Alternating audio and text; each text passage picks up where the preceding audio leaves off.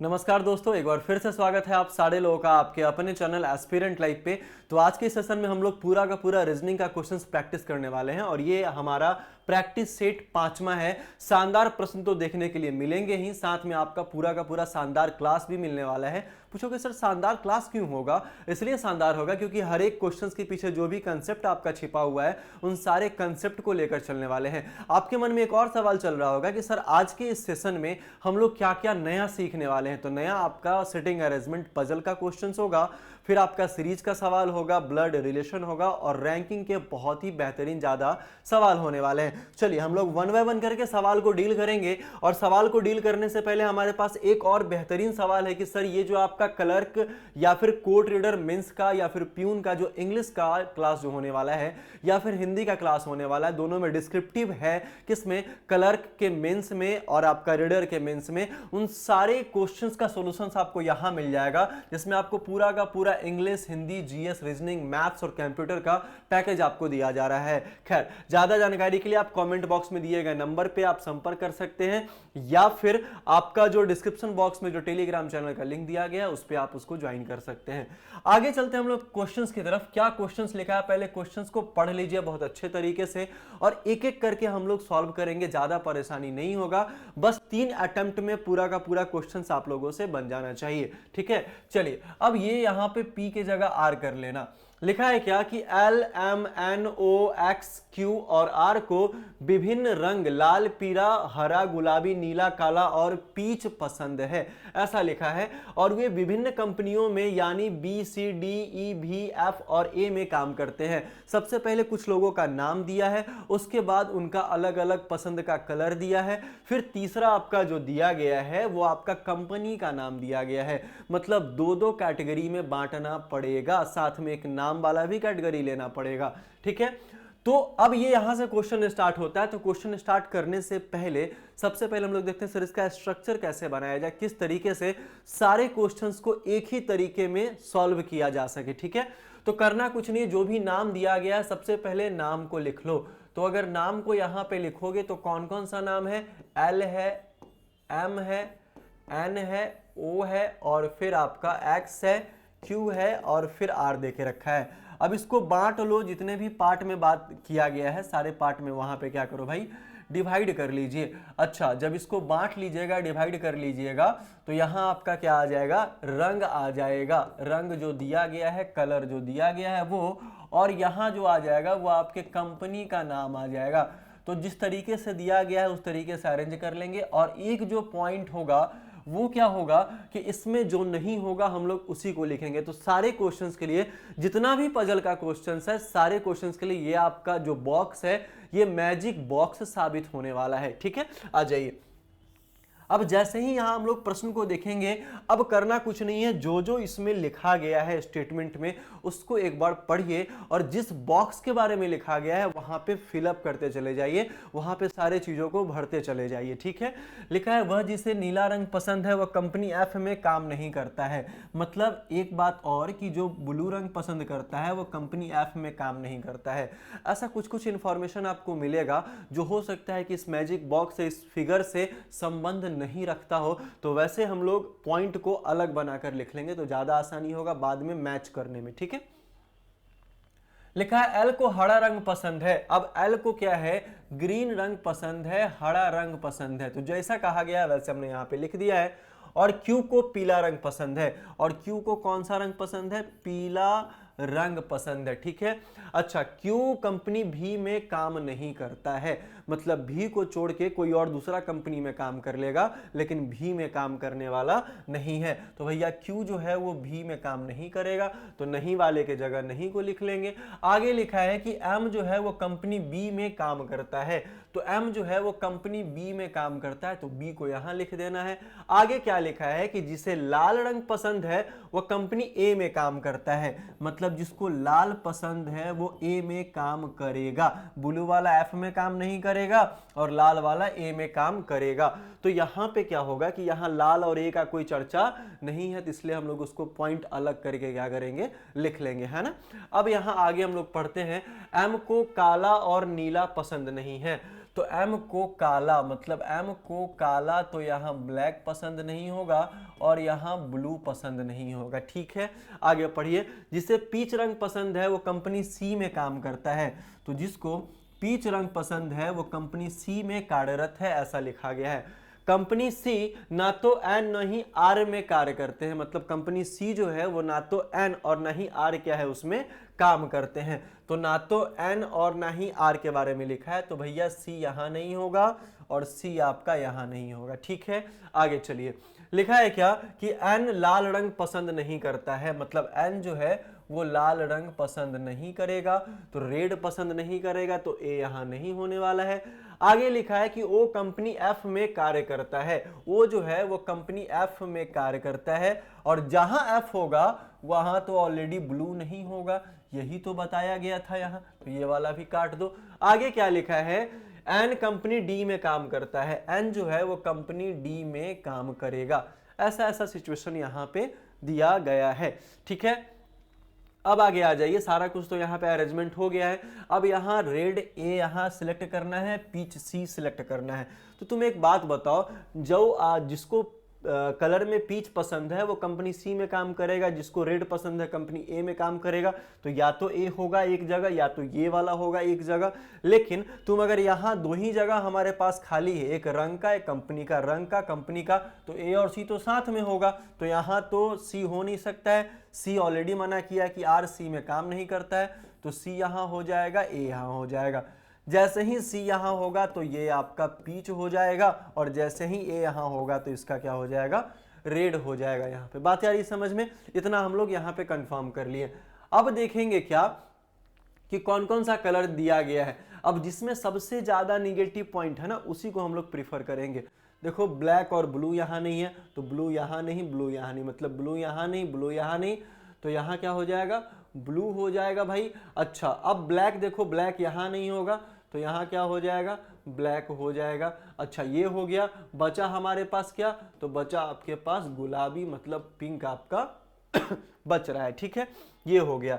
अब इसमें क्या करना है कि इसमें कौन सा कंपनी होगा, इसमें कौन सा कंपनी होगा, तो भी यहाँ नहीं होगा, तो भी यहाँ हो जाएगा, और फिर बचा आपका क्या, तो ई आपका बचा है। अब हमसे क्वेश्चन क्या पूछा गया कि क्यू निम्नलिखित में से किस कंपनी में काम करता है, ये आपसे पूछा गया है। तो क्यू कौन सा कंपनी में काम करता है भाई, तो ई में काम करता है, तो आंसर हमारा क्या हो जाएगा, ऑप्शन नंबर डी। देखो जो क्वेश्चंस पूछा गया है वो सबसे लास्ट में निकल के आया है कि क्यू कौन से कंपनी में काम कर रहा है, ई में कर रहा है। तो कभी कभी इस बात का ख्याल रखना चाहिए, और हम लोगों ने 3 बार में क्वेश्चन कंप्लीट करा है। अच्छा, ये जो आपका फिगर है इस पे केवल एक क्वेश्चन नहीं, मिनिमम आपका कम से कम 4 क्वेश्चन देगा, तो या तो सिटिंग अरेंजमेंट या फिर आपसे पजल ज्यादा पूछने का चांस है। एक बार स्क्रीनशॉट लेना चाहते हो तो ले सकते हो। आगे हम लोग चलते हैं, आगे क्या लिखा है।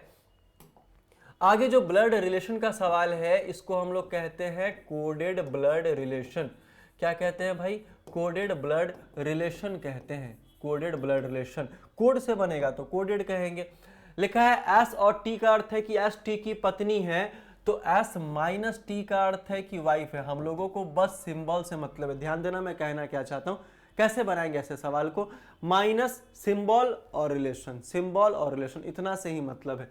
लिखा प्लस का मतलब क्या है, तो प्लस का मतलब पुत्री, यहां पे पुत्री लिख देंगे। अच्छा, डिवाइड का मतलब क्या है, तो इस डिवाइड का मतलब पुत्र है, और यही दिया गया है ना, माइनस प्लस और डिवाइड। ठीक है, अब आपको बताना है m है ना, m प्लस जे डिवाइड के का अर्थ क्या होगा, ये आपको बताना है। देखो भाई, ऐसा जहां भी क्वेश्चंस आपको दिखेगा हमेशा हम लोग राइट साइड से बनाएंगे, दाहिने साइड से बनाएंगे, और अपना दाहिना होना चाहिए। अपना दाहिना होगा तो ये हमारा दाहिना होगा, ये हमारा बायां, और राइट वाले दाहिने वाले का जेंडर कभी क्लियर नहीं होता है। ठीक है, अब j डिवाइड k लिखा है, j डिवाइड k लिखा है। ठीक है, तो s डिवाइड t भी होगा, यहाँ है। अब s डिवाइड t का मतलब है क्या है कि s t का पुत्र है, तो यहाँ पे j k का क्या हो जाएगा, पुत्र हो जाएगा, तो यहाँ पुत्र लिख देंगे और जेंडर इसका मेल कर देंगे।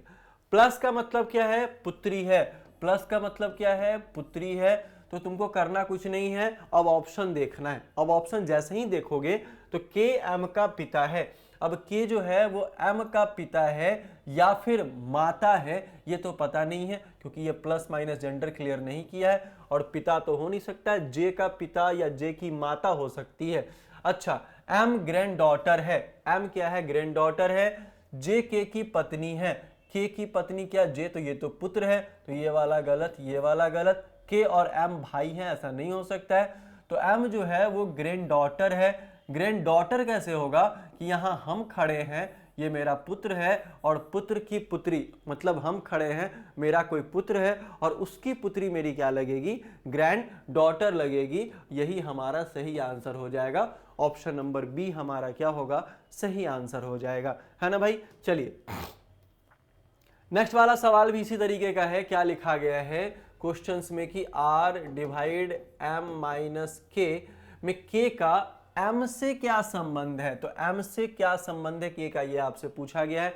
अब हमको क्या करना है, सिर्फ माइनस से मतलब है, क्योंकि दोनों के बीच में तो सिर्फ और सिर्फ माइनस है, तो ए बी का भाई है, मतलब एम जो है वो के का भाई है। अब कोई मेरा भाई होगा तो हम उसके भाई या बहन भी तो हो सकते हैं, तो भाई होगा तो प्लस होगा। तो यहाँ क्या लिखा है कि एम से क्या होगा। अब देखो यहाँ पे के का भाई कौन हो जाएगा, एम। मान लो हम सामने हैं और तुम जो देख रहे हो वो मेरे भाई हो, लेकिन मेरा जेंडर क्लियर नहीं है। तो जब तक जेंडर क्लियर नहीं है तो मेल भी हो सकते हैं, फीमेल भी हो सकते हैं। अगर बोला जाता कि के से एम का रिलेशन क्या है तो हम लोग भाई कहते, लेकिन एम से के का रिलेशन है तो ये भाई भी हो सकता है और आपकी क्या हो सकती है, बहन भी। तो पुत्र नहीं, पुत्र नहीं, भतीजा नहीं, निर्धारित नहीं किया जा सकता है, क्योंकि डबल आंसर आ रहा है। और जब भी डबल आंसर आएगा तो हम लोग कह सकते हैं कि डेटा अपर्याप्त है, कहा नहीं जा सकता है, निर्धारित नहीं किया जा सकता है, आंकड़े अधूरे हैं, बला बला जितना भी चीज है वो सारा हो जाएगा। आ जाइए रैंकिंग वाले पे आइएगा। लिखा है 35 बच्चों की एक कतार में। ऐसा ही क्वेश्चन आपको एग्जाम में फंसाएगा रैंकिंग से। सोच रहे बड़ा रैंकिंग बड़ा आसान चैप्टर है, बना लेंगे, तुरंत बना लेंगे, नहीं हो पाएगा। देखो कैसे क्वेश्चंस फंसाता है। लिखा है क्या कि 35 बच्चों की एक कतार में, 35 बच्चों की एक कतार में एम का स्थान दाईं ओर से 15वां है। अब राइट है हमारा ये, अब इसमें एम का स्थान दाईं ओर से क्या है, 15वां है, एम का स्थान है। लिखा है कि एम और आर के बीच में 10 बच्चे हैं। एम और आर के बीच में क्या है भाई, 10 बच्चे हैं। तो देखो 10 बच्चा तो यहां भी हो सकता है, आर के बीच में यहाँ पे 5 हो जाएगा। अच्छा 10 बच्चा तो यहाँ भी हो सकता है, यहाँ पे आर हो जाएगा, तो यहाँ भी 10 हो सकता है, यहाँ भी 10, यहाँ भी आर और यहाँ भी आर।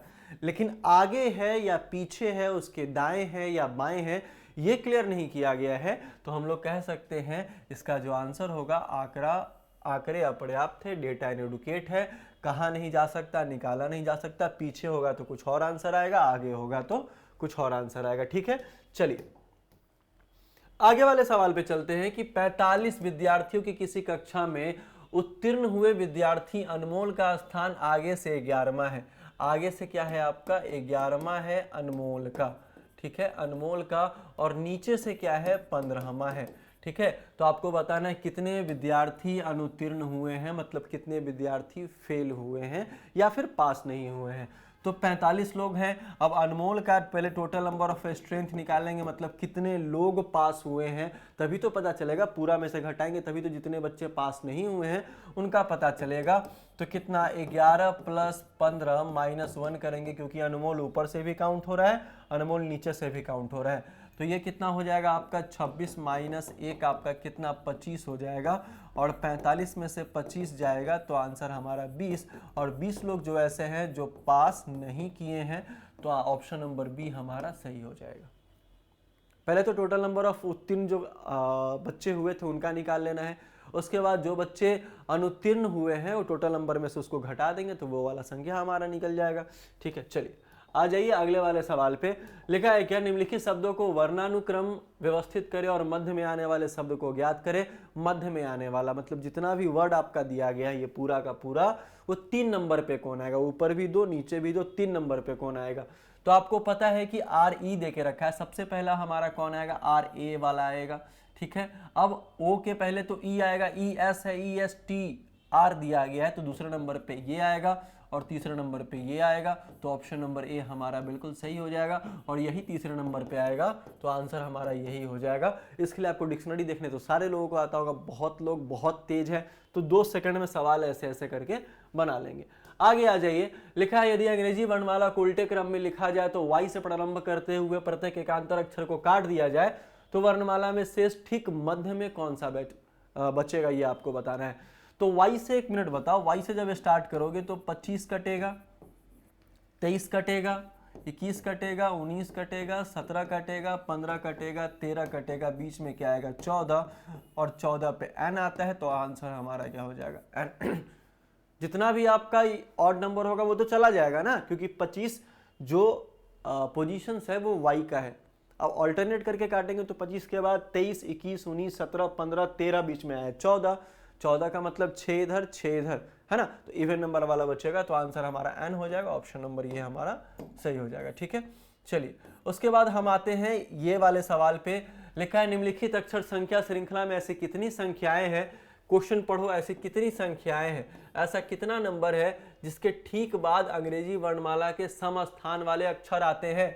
मतलब लेटर तो होना ही चाहिए और लेटर वाले में इवन नंबर वाला अक्षर होना चाहिए, जैसे 2 पे बी आता है, 4 पे डी आता है, 6 पे एफ आता है, ऐसा ऐसा लेटर इवन नंबर का लेटर होना चाहिए। अच्छा, ठीक पहले विषम संख्या वाले अक्षर नहीं आते हो, ठीक है, मतलब विषम संख्या वाले नहीं तो लेटर ही आना चाहिए और ये भी आपका इवन ही हो जाएगा। तो ऐसा कितना नंबर है, 2 है, 1 है, 9 है, 2 है, 4 है, 6 है, 7 है, 1 है, 8 नहीं, ठीक है 8 है, 3 है, और फिर आपका 5 है, 8 है, 2 है। अब देखो दोनों साइड इवन नंबर वाला चाहिए, W का पोजीशन 23 नहीं होगा, N का पोजीशन 14, 22 ये हो जाएगा, तो 1 मिल गया।